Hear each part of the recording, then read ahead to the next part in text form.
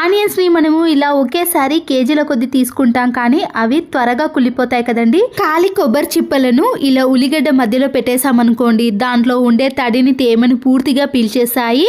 ఇలా చేయడం వలన ఉల్లిపాయలు అనేవి అస్సలకే పాడవకుండా చాలా రోజుల పాటు ఇలా ఫ్రెష్గా స్టోర్ చేసుకోవచ్చు. ఫోక్ స్పూన్కి ఇలా పొట్టు తీసిన పొటాటోను గుచ్చి మన ఇంట్లో ఉండే డ్రెస్సింగ్ టేబుల్ అద్దాలు కానీ, వాషింగ్ ఏరియాలో ఉండే ఇలాంటి అద్దాలపైన నీటి మరకలు కానీ, సోప్ మరకలు పడ్డప్పుడు జిడ్డుగా తయారవుతాయి కదండి. ఎలాంటి లిక్విడ్లు యూజ్ చేయకుండా ఇలా ఆలుతో అప్లై చేసామనుకోండి, అద్దాలు అనేవి చాలా నీట్గా క్లీన్గా కనబడతాయి. టిష్యూ పేపర్తో కానీ, మాస్క్తో కానీ, పొడి క్లాత్తో క్లీన్ చేయాలి. వెల్లుల్లి రెబ్బలపై ఉండే పొట్టును తీసిన తర్వాత దీన్ని పడేసాం, కానీ దీన్ని కూడా ఇంట్లోకి చాలా రకాలుగా యూజ్ చేసుకోవచ్చండి. ఒక టిష్యూ పేపర్ని తీసుకొని ఇలా సీజర్తో కొద్దిగా మాత్రమే కట్ చేసుకోవాలి. ఈ టిష్యూ పేపర్లో ఇలా వెల్లుల్లిపై ఉండే పొట్టునంతా కూడా పెట్టేసి అది పడిపోకుండా ఉండటానికి ఒక రబ్బర్ బ్యాండ్ను వేసుకోండి. ఇలా మనకి ఎన్ని కావాలంటే అన్నిటిని ప్రిపేర్ చేసుకోవాలండి. ఇక్కడ నేను రెండింటిని ప్రిపేర్ చేసుకున్నానండి. ఇప్పుడు ఈ రెండింటిని మనము కబోర్డ్లో కానీ, అలమార్లో కానీ, బొద్దింకలు ఎక్కువగా తిరుగుతున్న ప్లేస్లో వీటిని పెట్టేసామనుకోండి, ఈ ఘాటైన స్మెల్కి బొద్దింకలు కానీ ఎలాంటి పురుగులు అనేవి ఇలాంటి కబోర్డ్స్లో దరి చేరకుండా ఉంటాయి. చట్నీస్ని మనము ఏదైనా ఒక గాజు సీసాలో కానీ ఇలాంటి బాక్స్లో స్టోర్ చేసుకున్నప్పుడు నల్లగా తయారవుతుందండి. చట్నీలు కూడా చాలా త్వరగా పాడైపోతుంది. దాంట్లో ఉండే పీస్ కూడా మెత్తబడుతుంది కదా. క్యాప్కు వచ్చే దానిని తీసేసి ఒక క్లాత్తో నీట్గా తుడిచిన తర్వాత వంట నూనె ఉంటుంది కదండి, కాగిన వంట నూనెను ఇలా క్యాప్ పై భాగంలో పూర్తిగా అప్లై చేయాలి. అలాగే మనము ఏ స్పూన్ పెడతామో ఆ స్పూన్కి కూడా కాచిన నూనెను వేసి అందులో పెట్టేసామనుకోండి, ఇలా స్పూన్ కూడా నల్లబడిపోకుండా చట్నీ అనేది త్వరగా పాడవకుండా చాలా రోజుల పాటు ఫ్రెష్గా ఉంటుంది. ఫ్రూట్స్కి తెచ్చినా కానీ వేస్ట్గా ఉన్న బిర్యానీ బాక్సులు ఉంటాయి కదండి, ఇలా క్యాప్ ఉన్న బిర్యానీ బాక్స్ను కానీ ఇలాంటి బాక్స్ని తీసుకొని అప్పడాలు అనేవి బయట అలాగే పెట్టేసామనుకోండి, చాలా త్వరగా మెత్తబడిపోతాయి. ఇలా అప్పడాలను వేసి దాంట్లో కొన్ని మెంతులను వేసామనుకోండి, బయట ఇలా ఎన్ని రోజులు పెట్టినా కూడా ఈ అప్పడాలు అనేవి మెత్తబడిపోకుండా ఇలా క్రిస్పీగా ఉంటాయి. ఎగ్స్ని ఇలా బౌల్లో వేసి ఉడికించుకునేటప్పుడు ఒక్కొక్కసారి దాంట్లో ఉండే సోనా అనేది బయటికి వచ్చేస్తుంది కదండి. అంతేకాకుండా ఎగ్స్ అనేవి త్వరగా ఉడికిపోవాలంటే ఇలా వంట నూనెను వేసి ఉడికించుకోవాలి. ఇలా వేడిగా ఉన్నప్పుడే మనము దానిపై ఉండే పెంకును తీసేసినా కూడా చాలా ఈజీగా వచ్చేస్తుంది. ఎగ్స్ అనేవి పాడవకుండా ఉంటాయి. కోల్గేట్ పేస్ట్ ఉంటుంది కదండి, ఇలా కోల్గేట్ పేస్ట్ని తీసుకున్నాక ఐస్ క్రీమ్ పుల్ల ఉంటుంది. ఈ ఐస్ క్రీమ్ పుల్లకు మనము ఈ కోల్గేట్ పేస్ట్ని ఇలా కొనబాగాన పెట్టేసేయాలి. ఇంట్లో ఇలాంటి స్విచ్ బోర్డ్స్ పక్కన చిన్న హోల్స్ కానీ లేదా ఎక్కడైనా గోడల మధ్యలో మనము మేకులను కొట్టినప్పుడు కూడా చిన్న చిన్న హోల్స్ అనేవి పడతాయి కదండి, అలాంటి వాటిని ఇలా పూర్తిగా ఫిలప్ చేయడానికి కోల్గేట్ పేస్ట్ని అప్లై చేయాలి. ఆరిన తర్వాత ఇది గట్టిగా మారుతుంది కాబట్టి అక్కడ హోల్ అనేది ఉండదండి. దీంట్లోకి ఎలాంటి చిన్న చిన్న పురుగులు కానీ పిల్లలు వేలు పెట్టడం లాంటివి అస్సలకే చేయరు. ఇలా ఐస్ క్రీమ్ పుల్లతో పెట్టేసామనుకోండి, దాని లెవెల్ని సమానంగా చేయడానికి వీలవుతుంది. ఎక్స్ట్రాగా ఉన్నది క్లాత్తో క్లీన్ చేసామనుకోండి, అక్కడ హోల్స్ అనేవి అస్సలకే కనిపించవండి. అప్పుడు ఇల్లు కూడా చాలా నీట్గా కనబడుతుంది. మరొక యూస్ఫుల్ టిప్, ఇలాంటి ఆయింట్మెంట్లు ఉన్నప్పుడు మనము తీయడానికి ఒక్కొక్కసారి క్యాప్ అనేది గట్టిగా ఉండటం కానీ చేతు జారిపోవడం లాంటివి జరుగుతూ ఉంటుందండి. బట్టలకు పెట్టే క్లిప్ ఉంటుంది కదండి, ఆ క్లిప్పుతో మనము ఇలా ఆయింట్మెంట్ పెట్టుకునే క్యాప్స్ని ఈజీగా తీసుకోవచ్చు. ఏవైనా గమ్ బాటిల్స్ కూడా గట్టిగా అతుకుపోయినప్పుడు ఇలాంటి దానితో ఈజీగా తీసేయండి. దోశ పిండికి కానీ ఇడ్లీ పిండికి మనము పప్పు నానబెట్టేటప్పుడు ఇలా 2-3 సార్లు శుభ్రంగా కడిగి ఫ్రెష్ వాటర్ని వేసిన తర్వాత ఇలా ఇనుప చువ్వను కానీ ఇనుప నైఫ్ని వేసామనుకోండి, పప్పు అనేది చాలా త్వరగా నానుతుంది. గిన్నెలను ప్లేట్లను ప్రతిరోజు క్లీన్ చేస్తాం, కానీ ఇలా సైడ్లో ఉన్న వాటిని మాత్రం అంత ఈజీగా స్క్రబ్బర్తో క్లీన్ చేయలేకపోతామండి. ఎప్పుడైనా మనకి టైం కొద్దిగా సేవ్ అయినప్పుడు ఇలాంటి ప్లేట్లను తీసుకొని ట్యాబ్లెట్ షీట్స్ ఉంటుంది కదండి, అయిపోయిన ట్యాబ్లెట్ షీట్స్ యొక్క కొన భాగం అనేది షార్ప్గా ఉండటం వలన ఇలా ప్లేట్ యొక్క సైడ్లో పెట్టేసి ఇలా రుద్దేసామనుకోండి, దాంట్లో ఉండే జిడ్డు అనేది పూర్తిగా బయటికి వచ్చేస్తుంది. ఇలాంటి చిన్న చిన్న పనులను మనము టీవీ చూస్తున్నప్పుడు కూడా చేసుకున్నాం అనుకోండి, మన పని కూడా చాలా ఈజీగా అయిపోతుంది. స్పేర్ అయిపోయిన ట్యాబ్లెట్స్ ఉన్నాయనుకోండి, అవి పనికి రావని అలాగే పెట్టేస్తాం, కానీ ఇలా అయిపోయిన ట్యాబ్లెట్స్ని తీసుకొని ఒక గిన్నెలో వాటర్ని వేసి ఇలా ట్యాబ్లెట్స్ అన్నిటిని కూడా అందులో వేసేయండి. ఈ ట్యాబ్లెట్లు కరగటానికి టైం ఎక్కువగా తీసుకోదండి, త్వరగానే కరిగిపోతాయి కదా. ఇలా పూర్తిగా కరిగిపోయిన ట్యాబ్లెట్స్ని ఈ వాటర్తో గ్యాస్ స్టవ్ అనేది జిడ్డుగా తయారైనప్పుడు క్లీన్ చేసుకోవడానికి యూజ్ అవ్వడమే కాకుండా రాత్రిపూట బొద్దింకలు బల్లులు ఎక్కువగా తిరుగుతాయి కదండి. ఈ స్మెల్కి బొద్దింకలు అలాగే బల్లులు రాకుండా ఉండాలంటే ఇలా కిచెన్ని అలాగే కిచెన్ టైల్స్ని మొత్తాన్ని క్లీన్ చేసుకున్నాం అనుకోండి, కిచెన్లోకి దరి చేరకుండా ఉంటాయి. గ్యాస్ స్టవ్ యొక్క ఆన్ ఆఫ్ బటన్స్ని మనము క్లాత్తో క్లీన్ చేసినా కూడా ఇలాంటి చిన్న చిన్న ప్లేస్లో క్లీన్ కాదు కదా.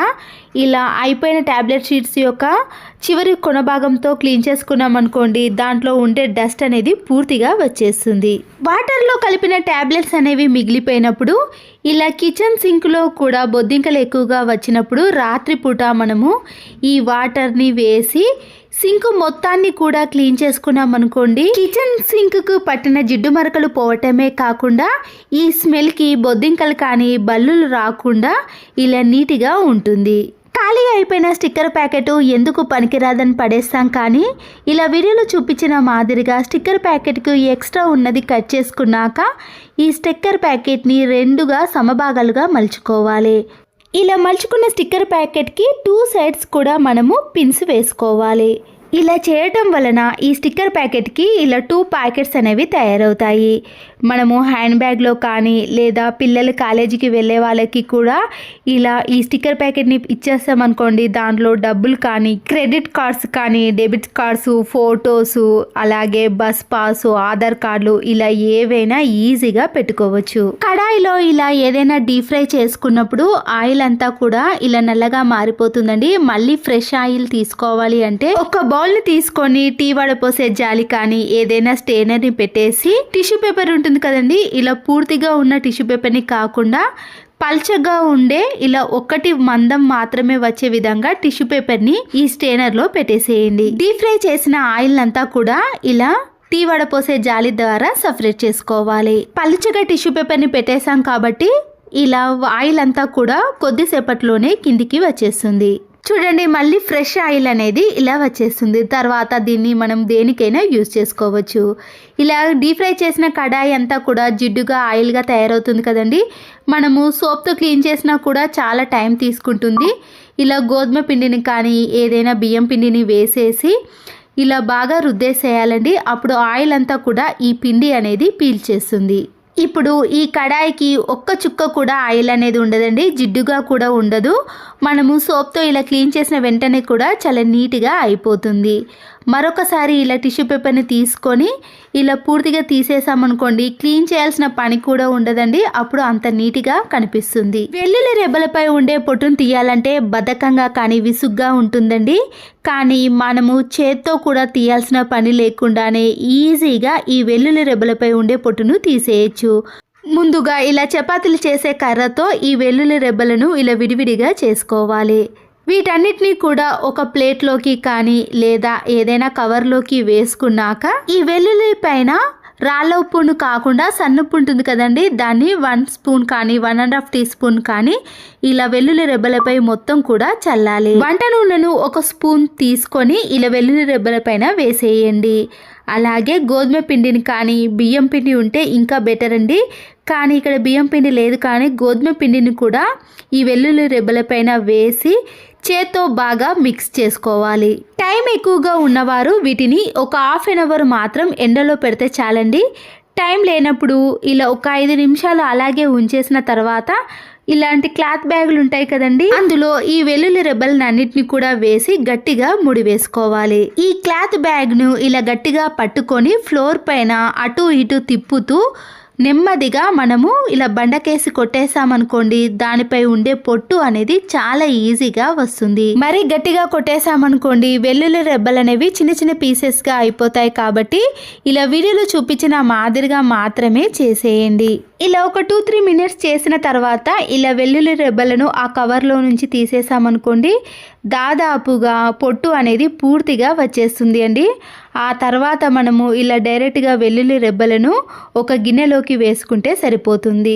అక్కడక్కడ ఇలా పొట్టు రానివి కూడా ఉన్నప్పుడు మనము చేత్తో ఇలా నెమ్మదిగా అనేసామనుకోండి, ఆ పొట్టు కూడా చాలా ఈజీగా వచ్చేస్తుంది. ఇలా చేయడానికి ముందు ఈ వెల్లుల్లి రెబ్బలు అనేవి తడిగా ఉండకూడదండి. తడిగా ఉన్నాయనుకోండి తీయడం కూడా చాలా కష్టం అవుతుంది కదా. ఇలా పూర్తిగా ఎండిన తర్వాతనే మనము ఈ టిప్ అనేది ఫాలో అవ్వాలి. ఇలా చేసామనుకోండి ఆ వెల్లుల్లి రెబ్బలపై ఉండే పొట్టు అనేది చాలా ఈజీగా వచ్చేస్తుంది. మల్లెపూలు కానీ లేదా చామంతి, దేవుని పటాలకు పెట్టే పువ్వులు ఏవైనా సరేనండి, మనం కవర్లో పెట్టేసామనుకోండి దాంట్లో తడి అనేది ఎక్కువగా ఉండటం వలన పువ్వులు అనేవి త్వరగా వాడిపోతాయి. ఇలా కవర్లో కాకుండా ఏదైనా ఒక ప్లాస్టిక్ బాక్స్ని కానీ స్టీల్ బాక్స్ని తీసుకొని దాంట్లో టిష్యూ పేపర్ని వేస్తారు కదండి, దానికి బదులుగా మీరు ఇక్కడ స్పాంజ్ని వేసి చూడండి. ఆ వాటర్ని అంతా కూడా ఈ స్పాంజ్ అనేది పీల్చుకోవటం వలన పువ్వులు అనేవి వారం కాదండి 2-3 వారాల పాటు కూడా పువ్వులు అనేవి చాలా ఫ్రెష్గా ఉంటాయి. రెక్కలు కూడా రాలిపోవండి. ఇలా ఒక్కసారి ట్రై చేయండి. ఇంట్లో చదువుకునే పిల్లలు కానీ ఆఫీస్ వెళ్ళే వాళ్ళకు ఇలాంటి పెన్ డ్రైవ్స్ ఉంటాయి కదండి, ఇవి చిన్న చిన్నగా ఉండటం వలన ఎక్కడ పెట్టినా కూడా మళ్ళీ అవి కింద పడిపోయాయి అనుకోండి వెతకాల్సిన పని అయితే ఉంటుంది. టైం కూడా చాలా వేస్ట్ అయిపోతుందండి. ఇలాంటి ఒక చిన్న బాక్స్లో వేసుకున్నాం అనుకోండి అన్నీ ఒకే దగ్గర ఉంటాయి. ఒక దువ్వెనను తీసుకొని వేస్ట్గా ఉన్న సాక్స్ ఉంటుంది కదండి, దాంట్లో ఈ దువ్వెనను పెట్టేసేయండి. చివర్లో ఊడిపోకుండా ఉండటానికి ఒక రబ్బర్ బ్యాండ్ను కూడా వేసుకోవచ్చు. సోఫాలను మనము ప్రతిరోజు క్లాత్తో క్లీన్ చేస్తాం కానీ ఇలా సైడ్లో మనము క్లాత్తో సరిగా క్లీన్ చేయలేకపోతాం కదండి. సోఫాలో ఉండే చిన్న చిన్న గ్యాప్స్ అన్నిటినీ కూడా మనము ఇలా సాక్స్లో దువ్వెనను పెట్టేసి క్లీన్ చేసుకున్నాం అనుకోండి దాంట్లో ఉండే సన్నటి డస్ట్ కూడా ఈజీగా వచ్చేస్తుంది. పిల్లలు కానీ ఏదైనా దాంట్లో వేసినా కూడా ఇలా మనము దువ్వెన సహాయంతో తీసేసామనుకోండి దాంట్లో ఏది పడ్డా కూడా తీయగలుగుతాము. అప్పుడు సోఫాలు కూడా చాలా నీట్గా ఉంటాయి. నిడిల్లోకి దారాన్ని ఎక్కించాలంటే చాలామంది ఇబ్బంది పడతారు కదండి. ఇలా సింపుల్గా మనము ఎన్ని వరుసలైన దారాలను ఎక్కించాలి అంటే కొబ్బరి పీచు ఉంటుంది కదండి, దాంట్లో నుంచి ఇలా సన్నగా ఉన్న ఒక నారను తీసుకొని వీడియోలో చూపించిన మాదిరిగా ఇలా రౌండ్గా మలుచుకోవాలి. ఇప్పుడు ఈ నారను ఇలా నిడిల్లోకి ఎక్కించిన తర్వాత దారాన్ని ఇలా పీచు ఉన్న నారలో పెట్టేసామనుకోండి ఎన్ని వరుసలైనా సరేనండి దారాన్ని ఇలా సన్నగా ఉన్న నిడిల్లోకి ఎన్ని దారాలైనా ఈజీగా ఎక్కించవచ్చు. తక్కువ టైంలో నిడిల్లోకి దారాన్ని ఎక్కించాలంటే ఈ టిప్ అనేది చాలా బాగా యూజ్ అవుతుంది. వాష్రూమ్లో ఇలా సోప్ బాక్స్ పెట్టినప్పుడు దాంట్లో వాటర్ పడి సబ్బు అనేది పూర్తిగా అంటుకొని పోతుందండి. సబ్బు అనేది త్వరగా అరిగిపోవటమే కాకుండా చాలా వేస్ట్ అయిపోతుంది కదా. ముందుగా సోప్ బాక్స్ను ఇలా ఒక పాడైపోయిన టూత్ బ్రష్తో నీట్గా క్లీన్ చేసుకున్నాక స్క్రబ్బర్ ఉంటుంది కదండి, ఒక స్పాంజ్ స్క్రబ్బర్ని తీసుకొని ఇలా సోప్ బాక్స్లో పెట్టేసుకోవాలి. తర్వాత దీంట్లో మనము బట్టలు వాష్ చేసే సోప్ కానీ ఫేస్కి వాడే సోప్ అయినా సరేనండి, ఏది పెట్టినా కూడా ఇలా సోప్ బాక్స్కి అంటుకోకుండా ఉండటమే కాకుండా సోప్ అనేది త్వరగా అరిగిపోదండి. సోప్ బాక్స్ కూడా చాలా క్లీన్గా ఉంటుంది. ఇలాంటి విజిటింగ్ కార్డ్స్ ఉంటాయి కదండి, కొద్దిగా గట్టిగా మందంగా ఉంటాయి. మనము చిన్న చిన్న స్పేస్లో మనము బ్రష్తో కానీ క్లాత్తో క్లీన్ చేయలేకపోతాం కదా. విజిటింగ్ కార్డ్స్తో ఇలా సైడ్లో క్లీన్ చేసామనుకోండి దాంట్లో ఉండే మురికి అంతా కూడా ఈజీగా వచ్చేస్తుంది. ఇలాంటి చిన్న చిన్న బ్లౌజ్ పీసులు కానీ ఫాల్స్ ఉంటాయి కదండి, ఒక్కొక్కసారి ఇలా ఎక్స్ట్రాగా మిగిలిపోతాయి. తర్వాత వీటిని మనం ఎప్పుడైనా యూజ్ చేసుకుంటాం కదా. అన్నిటినీ ఇలా బ్లౌజులని ఒక దగ్గర పెట్టేసి ఇలాంటి చిన్న చిన్న కవర్స్ ఉంటాయి కదండి, శారీస్కి రావటం కానీ లేదా పిల్లల డ్రెస్సులు తీసుకున్నప్పుడు ఇలాంటి జిప్ లాగ్ బ్యాగులు వస్తాయి కదా, వాటిని పడేయకుండా ఇలా బ్లౌజులు అన్నిటినీ కూడా ఒక దగ్గర పెట్టేసామనుకోండి మనకి ఎప్పుడు కావాలంటే అప్పుడు ఇలాంటి క్లాత్లను తీసుకొని మనం యూజ్ చేసుకోవచ్చు. అన్నీ కూడా నీట్గా ఉంటాయి. అంతేకాకుండా ఇలాంటి నైట్ ప్యాంట్ డ్రెస్సులు తీసుకున్నప్పుడు కూడా మందంగా ఉండే కవర్స్ వస్తాయండి, లేదా హ్యాంగర్కి వేసుకునే కవర్లు కూడా ఉంటాయి. దీన్ని 2 రకాలుగా యూజ్ చేసుకోవచ్చు. హ్యాంగర్కైనా వేసుకోవచ్చు లేదా కబోర్డ్లో కానీ సెల్ఫ్లో బీరువాలో ఎక్కడైనా పెట్టుకోవచ్చు అండి. ఇలా ఎంబ్రాయిడింగ్ వర్క్ బ్లౌజులు ఉంటాయి కదండి, లేదా పట్టు శారీ యొక్క బ్లౌజులు ఉంటాయి, మనము చిందర వందరగా బీరువాలో పడేసామనుకోండి అవన్నీ కూడా ముడతలు వచ్చేసాయి. ఇలా ముఖ్యమైన బ్లౌజులు అన్నిటినీ కూడా ఇలాంటి కవర్లో పెట్టేసి హ్యాంగర్కి కానీ బీరువాలో సర్దుకున్నాం అనుకోండి, తీసుకోవడం చాలా ఈజీగా ఉంటుంది. డస్ట్ పడకుండా ఇలా కవర్లో పెట్టుకోవటమే కాకుండా మనము వీటిని ఎక్కడికైనా బయటకి తీసుకెళ్ళటానికి కూడా చాలా వీలుగా ఉంటుందండి. మరొక యూస్ఫుల్ టిప్ని కూడా చూడండి. పిల్లలు కానీ ఖాళీగా ఉన్న వాటర్ బాటిల్ని తీసుకున్నాక పైన ఉన్న కవర్ని తీసేయండి. ఇలా ప్లాస్టిక్ బాక్స్ని తీసుకున్నాక మీ ఇంట్లో ఉండే షాంపూ ప్యాకెట్ ఏదైనా పర్వాలేదండి. ఇలా ఒక షాంపూ ప్యాకెట్ని పూర్తిగా వేసిన తర్వాత చిన్న క్యాప్లో మీరు డెటాల్ని కూడా వేసుకోవాలి. డెటాల్ లేని ప్లేస్లో మీరు హ్యాండ్ వాష్ లిక్విడ్ని వేసుకోవచ్చు. దీంతో పాటు మంచి సువాసన కోసం కంఫర్ట్ని కూడా కొద్దిగా యాడ్ చేసుకోండి. బట్టలు వాష్ చేసే సోప్ కానీ లేదా గిన్నెలు కడిగే సోప్ ఉంటుంది కదండి, దాన్ని ఇలా గ్రేటర్తో సన్నగా తురుముకోండి లేదా చిన్న చిన్న పీసెస్గా కట్ చేసి కూడా వేసుకోవచ్చు. ఈ సోప్ అనేది మీకు ఎంత కావాలనో అంత తురుముకున్నాక దాంట్లో ఒక గ్లాస్ వరకు వాటర్ని యాడ్ చేసుకోండి. ఇప్పుడు ఈ వాటర్ని అంతా కూడా ఇలా ఒక బాటిల్లోకి వేసేసుకోవాలి. బాటిల్ యొక్క క్యాప్ ఉంటుంది కదండి, దాన్ని ఇలా ఫోక్ స్పూన్తో కానీ లేదా మేకుతో చిన్న చిన్న హోల్స్ అనేవి చేసుకోవాలి. ఇలా బాటిల్కి పెట్టేసిన తర్వాత దీంట్లో నుంచి ఇలా కొన్ని వాటర్ అనేవి వస్తాయి కదండి, వాష్రూమ్లో ఉండే ఫ్లష్ ట్యాంకులో ఈ బాటిల్ని ఇలా రివర్స్లో పెట్టేసేయండి. ఇలా చేయటం వలన దాంట్లో ఉండే వాటర్ అంతా కూడా ఈ ఫ్లష్ ట్యాంక్లోకి వచ్చేసాయి. మనము ఎప్పుడు కూడా ఫ్లష్ని ఆన్ చేసిన వెంటనే కూడా మంచి సువాసనతో పాటు వాష్రూమ్ అనేది నీట్గా క్లీన్గా కనబడుతుంది. ఎలాంటి బ్యాడ్ స్మెల్ లేకుండా ఇలా 15 డేస్కి ఒకసారి మనము బాటిల్ని పెట్టేసామనుకోండి, ఎప్పుడు చూసినా కూడా వాష్రూమ్ అనేది నీట్గా కనబడుతుంది. వాష్రూమ్ని ప్రతిరోజు కూడా క్లీన్ చేయాల్సిన పని కూడా ఉండదు. ఇలా మంచి సువాసన రావాలంటే ఈ టిప్ని ఫాలో అవ్వండి. కేజీలు వెల్లుల్లి రెబ్బలపై ఉండే పొట్టును తీయాలంటే చాలా విసుగ్గా ఉంటుందండి. దీనిపై ఉండే పొట్టును తీయలేక స్టోర్లో నుంచి డైరెక్ట్గా పేస్ట్ను కొంటాం కదండి. అలాంటి ఇబ్బంది లేకుండా సింపుల్గా ఈజీగా ఎన్ని కేజీలైనా మన చేతి నొప్పి పెట్టకుండా వెల్లుల్లి రెబ్బలపై ఉండే పొట్టును తీసేయచ్చు. ముందుగా ఇలా వెల్లుల్లిలన్నింటినీ కూడా సపరేట్ చేసుకున్న తర్వాత మన ఇంట్లో ఖాళీ ఆయిల్ ప్యాకెట్లు ఉంటాయి కదండి, ఈ ఆయిల్ ప్యాకెట్లో ఈ వెల్లుల్లి రెబ్బల్ని వేసేయండి. దీంతో పాటు 1 టీ స్పూన్ వరకు రాక్ సాల్ట్ని కాకుండా ఇలా సన్నటి సాల్ట్ను వేసేయండి. ఓపెన్ ఉన్న వైపు చేత్తో ఇలా గట్టిగా పట్టుకొని ఒక చేత్తో రఫ్ చేయాలి.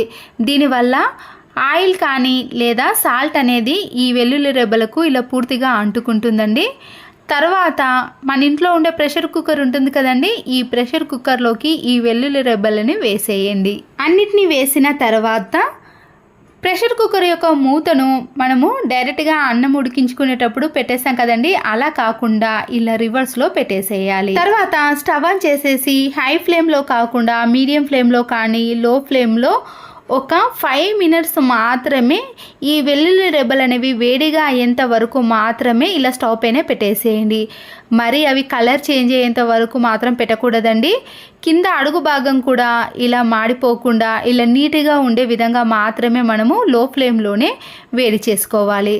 చూడండి, నేనైతే ఇక్కడ మీడియం ఫ్లేమ్లో పెట్టి ఇలా ప్రెషర్ కుక్కర్ యొక్క మూతను రివర్స్లో పెట్టేసి ఒక 5 నిమిషాలు మాత్రమే వేడి చేశానండి. గోరువెచ్చగా ఉన్నప్పుడే ఇలా ఒక గిన్నెలోకి వేసుకోవాలి.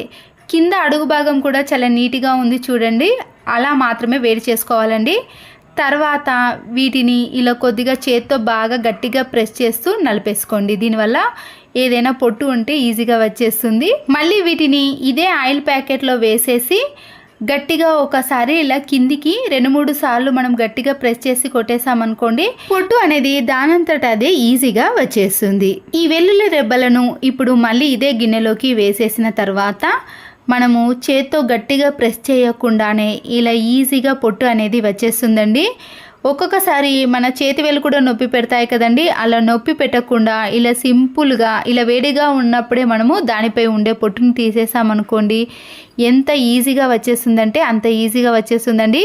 మీకు ఇక్కడ ఇంకో విధంగా కూడా చూపిస్తాను చూడండి, చాలా సింపుల్గా పైన ఉండే పొట్టును తీసుకోవచ్చు. చేత్తో ఇలా అనగానే వచ్చేస్తుందండి. లేదంటే మీరు ఇంకో విధంగా తీయాలి అంటే ఇలా ఒక వెల్లుల్లి రెబ్బను తీసుకొని మనము చేతి మధ్యలో ఇలా వెల్లుల్లి రెబ్బలను పెట్టేసి గట్టిగా ప్రెస్ చేసామనుకోండి, దానిపై ఉండే పొట్టు అనేది ఈజీగా వచ్చేస్తుందండి.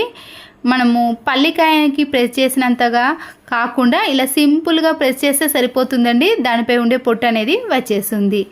చూసారు కదండి, ఎన్ని కేజీలైనా ఇలా సింపుల్గా వెల్లుల్లి రెబ్బలపై ఉండే పొట్టును ఒలుచుకోవాలంటే ఎక్కువ ప్రాసెస్ లేకుండా ఇలా 5 నిమిషాలలో మనము వెల్లుల్లి రెబ్బలపై ఉండే పొట్టును తీసేయొచ్చు. వెల్లుల్లి రెబ్బలపై ఉండే పొట్టు తీయాలంటే నాకు కూడా విసుగ్గా ఉండేదండి. నేనైతే స్టోర్లో డైరెక్ట్గా రుబ్బిన పేస్ట్ని యూజ్ చేసేదాన్ని. కానీ ఈ ట్రిక్ తెలిసిన తర్వాత ఎన్ని కేజీలైనా ఇంట్లో ఇలా ఒకేసారి 1 మంత్కి కానీ 2 మంత్స్కి ఒకేసారి రుబ్బుకున్నాం అనుకోండి, ఫ్రిడ్జ్లో పెట్టుకున్నా కూడా చాలా రోజుల పాటు ఫ్రెష్గా ఉంటుందండి, త్వరగా పాడవద్దు కదా. ఇలా ఒకేసారి నేను 2 మంత్స్కి ఒకసారి రుబ్బేసుకుంటానండి. మీరు కూడా తప్పకుండా ఒక్కసారి ఇలా ట్రై చేసి చూడండి, ఈజీగా అనిపిస్తుంది.